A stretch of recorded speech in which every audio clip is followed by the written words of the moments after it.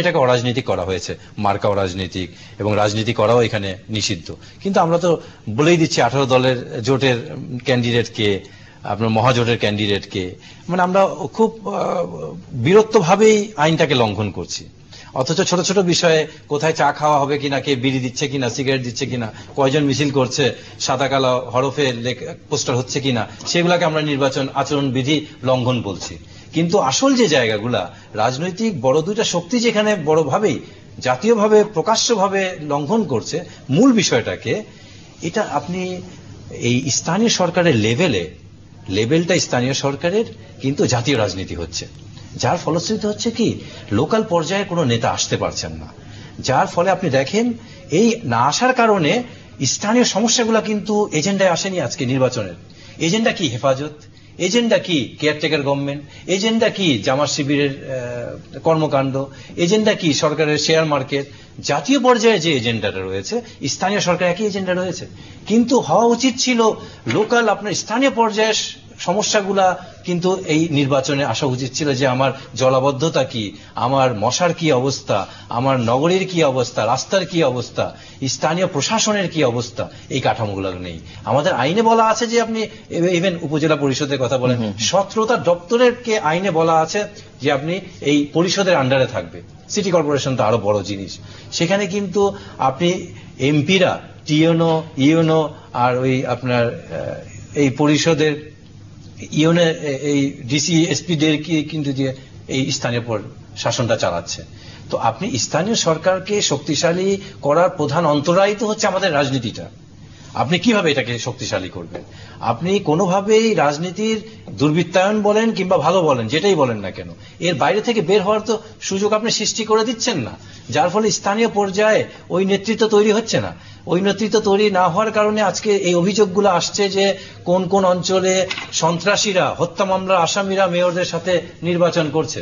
এবং যে গ্যাসের কথা বলা হচ্ছে, নির্বাচন তফসিল দেওয়ার আগেই প্রাইম মিনিস্টার ঘোষণা করে দিয়েছেন এখন থেকে গ্যাস পাওয়া যাবে। এবং ঘটা করে পেট্রোবাংলার চেয়ারম্যান নিজে গিয়ে মশাল জ্বালিয়ে, আগুন জ্বালিয়ে দেখিয়ে দিয়েছে যে গ্যাস হচ্ছে। এটা কি নির্বাচনী আচরণবিধি লঙ্ঘন না? এবং আমরা যেটা করছি, যে আমি যেটা আবার ওই প্রশ্নে চলে যাচ্ছি, যে গণতান্ত্রিক কাঠামোর যে ইনস্টিটিউশনগুলো রয়েছে আমাদের রাজনৈতিক ইনস্টিটিউশনটা, রাজনৈতিক দল সবসময় মনে করে তাদেরকে তাদের প্রতিপক্ষ। সুশাসন হচ্ছে তাদের সবচেয়ে বড় প্রতিপক্ষ। এবং এই ইনস্টিটিউশনগুলো, লোকাল গভর্নমেন্ট বলেন, ইলেকশন কমিশন বলেন, স্বাধীন বিচার বিভাগ বলেন, দুর্নীতি দমন কমিশন বলেন, এগুলো হচ্ছে তাদের প্রধান প্রতিপক্ষ। এগুলোয় কখনো তারা সোজা হয়ে দাঁড়াতে দিবে না। যার ফলশ্রুতি স্থানীয় সরকারটা তারা রাজনীতির আদরে নিয়ে নিয়েছে। এখন ইলেকশন কমিশনের একটা বড় পরীক্ষা এই নির্বাচনটা। তারা কিন্তু এই পর্যন্ত পরীক্ষা দেয়নি, তারা ঘুমিয়েই ছিল। এই প্রথম তারা পরীক্ষা দিচ্ছে যে তারা পাস কি ফেল করবে। এবং গতকালকে যেটা বলেছেন যে ইভিএম করবে না, জাভেদ সাহেব বললেন, ওয়ান অফ দ্য কমিশনার, যে এটা তাদের সক্ষমতা আছে কিনা, এটা বড় প্রশ্ন। ইভিএম করার মতো সক্ষমতা আছে কিনা। তো আমি তো মনে করি এই যে ইলেকশনটা হচ্ছে, এটা জাতীয় নির্বাচনে যে প্রি টেস্ট পরীক্ষা আমরা দিই না, টেস্ট পরীক্ষা ফাইনাল পরীক্ষার আগে, প্রাক নির্বাচনী পরীক্ষা। এটা দুই দলের জন্য, আপনার ইলেকশন কমিশনের জন্য। তত্ত্বাবধায়কের ইস্যুটি কি আপনি রিজলভ হবার কোন সম্ভাবনা দেখেন? বিএনপি যখন ক্ষমতায় ছিল তারাও 5,500 লোকাল গভর্নমেন্টের ইলেকশন দিয়েছে, এবং তাদের সময়ও চট্টগ্রাম এবং ঢাকার মেয়র বিরোধী দলের হয়েছিল। এটার সাথে এটার কোনো সম্পর্ক নেই। কিন্তু এই যে আমি যেটি বললাম যে এখন সামনের দিনগুলো কিরকম যাবে, যে নির্বাচনী, স্থানীয় সরকারের ব্যস্ততা, রমজান মাস, দুটো ঈদ, সব মিলিয়ে পুজো আছে, সব মিলিয়ে আসলে যে সময়টা যেভাবে যাবে, তাতে করে আন্দোলন করবার মতো বা আন্দোলন তৈরি করবার মতো কোনো সম্ভাবনা আপনি দেখছেন কিনা? আন্দোলন ছাড়া আসলে সরকার আবার এই দাবি মেনে নেবে কিনা সেটি একটা, তো নির্বাচন তো ঘনিয়ে আসবে। আন্দোলন করার মতো সামর্থ্য বিরোধী দলের আছে কিনা এটাও বড় প্রশ্ন। আজকে যে মহিউদ্দিন খান আলমগীর যেভাবেই হোক, ওনার মুখের কথাও যদি বন্ধ করেন, এতে তো বিরোধী দলের কিছু লাভ হয়েছে, যে তারা অন্তত কষ্ট করে মিছিল মিটিং করতে হয় না, বাসায় বসে বসে বসে থাকতে হয়। তাদের একটা বাহানা দিতে পারে বিরোধী দলের নেত্রীকে, যে আমরা তো এখন মিছিল মিটিং বন্ধ, এই জন্য কিছু করতে পারছি না।